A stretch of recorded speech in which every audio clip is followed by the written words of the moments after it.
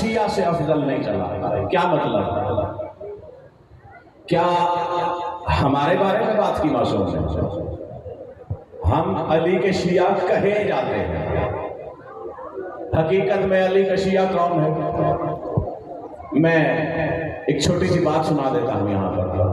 ایک مرتبہ آذربائیجان سے چند لوگوں کا وفد امام کے پاس آیا. خادم سے آ کر کہا کہ مولا سے جا کر کہو کہ آذربائیجان سے آپ کے کچھ شیعہ آپ کی زیارت کے لیے آئے ہیں. مولا نے سنا، کوئی جواب نہیں، واپس چلا گیا خادم. چند ساعتیں گزری، خود دام سے پھر پیغام کہلوا بھیجا، مولا سے کہو آپ کے شیعہ آپ کی زیارت کے لیے آئے.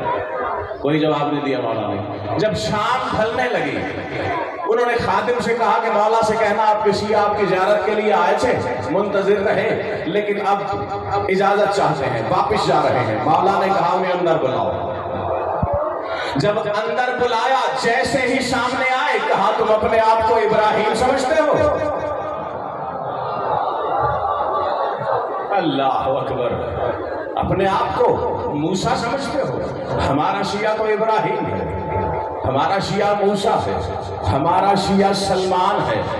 کوئی کلام نہیں کہ ہم کما حق کہو ان کے شیعہ نہیں ہیں، لیکن نبی نے یہاں پر بات روکی نہیں. آگے فرمایا وہ محبی ہے، علی کے حبدار سے افضل بھی تو کوئی نہیں چلا، محبت علی تو ہم سے کوئی نہیں چھین سکتا.